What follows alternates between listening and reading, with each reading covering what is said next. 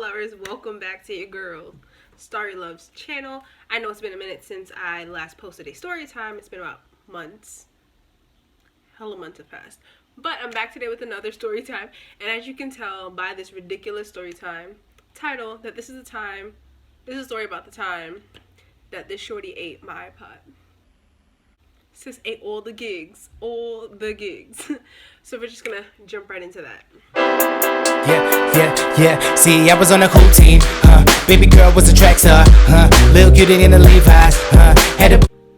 Okay, so I was about I think I was a sophomore in high school. And at the time, I used to be friends with this girl, but we stopped being friends because she tried to play me on the train and I wasn't having it and I embarrassed her.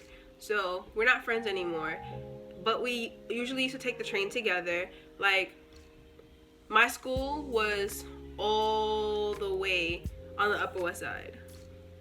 Yeah, all the way up on the Upper West Side. And we had to take the A train to the last stop. Like, if you're from New York, you know how that A train ride goes. So we had to take the A train all the way to the last stop.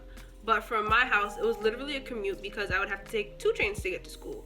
I would either have to take the J or the M if I take the J, I take it to Fulton. If I take the M, I take it to West 4th, and then I just go upstairs or downstairs and take the A train. So this specific morning, I remember I took the J train because the M wasn't running. Took the J train, and I got off at Fulton, and I walked downstairs, and we're gonna call her Chantel. Chantel was downstairs on the platform waiting on the A train.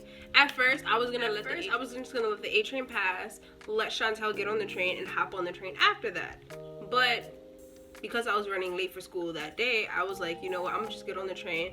I'm just pretend I don't see her and I don't know her because we're not friends anymore, so I have no reason to talk to her. So we get on the train, I pop my headphones in. This time, the iPod that I had was the iPod Touch. It was the second generation. And I get on the train, and you know the two-seaters by the window? I sat down in the two-seater, so I'm sitting facing where the train is going, and she's sitting in the three-seater on the opposite side. So I'm over here and she's over here, and she's sitting in the corner seat by the door. So she's sitting there and I'm sitting in my two-seater, and because it's a long ride on the train, of course I'm gonna fall asleep. It's 6:30 in the morning. Of course I'm gonna fall asleep. No, it's like 7 o'clock. Of course I'm gonna fall asleep. So I fall asleep around when we get to like 42nd Street. Fall asleep, close my eyes, wake up at 125th. My music's still playing. Chantel's still on the train. So everything is Gucci. Fall asleep again. I don't wake up till 145th. Chantel's still on the train. By now, around 145th, that's when the train starts emptying out and people aren't really on the train anymore. So I fall back asleep again, and at 181st, I jumped out of my sleep, and I realized that my headphones, like, no music was playing out of my headphones. So I go into my bag, and my iPod's not there. So now I'm looking around the train because I don't know where the heck my iPod went. And then I looked up, and Chantel's not on the train anymore. So I'm like, where this girl? Where my iPod? Like, you really stole my iPod and get off the train? So I look in the corner, and there's a homeless guy. I will never forget this. There's a homeless guy in the corner, and he's weak. I'm like, oh my gosh. So I turn to him. There's no shame in my game. Like, I'm gonna ask you if you saw Chantel. So I turned to him, I was like, hey, did you see a girl with my school uniform get off the train? And the crackhead would not stop laughing. So I'm like, oh my God. So he did see her get off the train. So I'm still asking, he's just laughing. Like, when I woke up, my headphones were literally hanging on top of my bag. So this is my bag, and my headphones are just chilling over the bag. So I'm like, where is she? So at 181st, we have about 2 more stops till we get to 207. So I sit down on the train, and I'm not thinking that I'm gonna see Chantel when I get off the train. So 207 comes, and I'm standing by the door because I'm pressed now. Like, where is my iPod? So I get off the train at 207, and I'm not expecting to see Chantel. Get off the train, she sees me. Chantel was a big girl, like, she was a big girl. So Chantel gets off the train, she sees me, and she books it up the stairs. sis, I run, like, I will catch you. So I get up and I just take off behind her. She gets to where the turnstiles we have in New York, they're like the spinny ones. We have the flip over ones and we have the spin ones. So she was trying to go through the spin one. I don't know why she would, instead of going through the door, why she would go through the spin one. Because if I'm running from somebody, I don't have time to go through a turnstile. I'm going through the door. So she runs and tries to go to the turnstile, the spinny one, and I snatch her by her jacket to pull her back. So when I pull her back, I'm like, where's my iPod? Where is my iPod? Where my iPod at? So she goes, Star, let me go. I don't have your iPod. I'm like, you're a liar. Like, I know you have my iPod. She goes, no, I don't have your iPod. I was like, let me check your bag. Sis would not let go of her bag for nothing. So then somehow she found some sumo strength and she shoved me and I fell. So I guess she took this as a grand opportunity to go through the turnstile. So she leaves and MTA conductor sees me sitting on the ground because now I'm stunned. I'm like, you steal my iPod, you lied to my face, and you shoved me down on the ground. Like, I didn't even want to move. So the MTA co-worker comes up to me. He goes, are you okay, miss?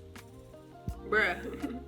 So I'm like, no, she stole my iPod. He goes, let's call the cops and file a report.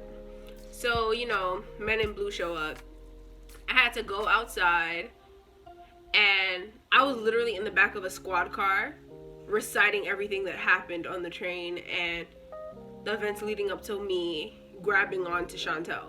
So I'm like, oh my God.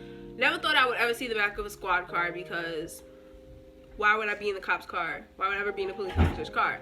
So he takes my information or whatever. He asked me for my number, wrote my number down on the little pad or whatever, and he goes, if we hear anything, we'll let you know about your iPod. So I'm in my head, I'm like, y'all really about to let me know about my iPod? I wasn't falling for it because I know that they're not telling me nothing about my iPod. So they let me, they finished with the thing. Like, I was literally, now I'm a whole hour and a half late for school. So I'm literally in the back of the squad car, pissed. So I get to school and my friends run up to me when I go to class. They're like, Star, we heard what happened. And I'm like, what? Yeah, we heard what happened. Chantel came into school this morning while we were having devotion and she asked Miss Stevens to pray for your iPod and pray that you find it. So I'm like, Bishwe, you gonna pray for my iPod after you stole it? My iPod is in your bag, your pocket, your whatever. It's on your person. You have my stuff. So why would you turn and pray for my iPod? Like, that don't make no sense. So I'm like, what? Is she dumb? She prayed for my iPod? Okay. So around this time, this part of the time of the school year, it was coming down to Culture Day. So this is around Thanksgiving time. Yes, around Thanksgiving time. Because around Thanksgiving is when we have the Culture Day festival at school. So around second period, we didn't have second period, so we had to go to our groups where we practice or get things together for the culture. This year I decided that I was going to represent the Hispanic heritage in my family rather than represent the West Indian side of my family. So I was representing Panama and not representing Trinidad. So every year I literally like switched out. So I'm in the Spanish teacher's class now because, of course, you got to work with the Spanish teacher when you representing. That's how it worked. So I'm in the class, and two of my friends come into the room, and they're like, Star, Chantel's in the library. So I turned to my Spanish teacher, and I'm like, Gucci, like, I'm going to go to the library real quick. He was like, Estrellita, please don't get in trouble. Like, Star, you can't afford to get in trouble right now. Don't do nothing. That's it for part 1 of Storytime. Part 2 should be up tomorrow night, so stay tuned for part 2. Like this video if you like how the story is going so far. Don't worry, it's gonna get juicy as we go on and you guys will get more information and stuff. So just sit back, relax, and wait till tomorrow because I'll definitely post this tomorrow night.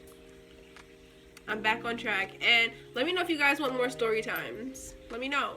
I'm gonna make this a 2 or a 3-part story time because the story is kind of long and I know some people don't like long story times, so I'm trying to chop it up to grasp your attention more. See that? Okay. Look out for part 2.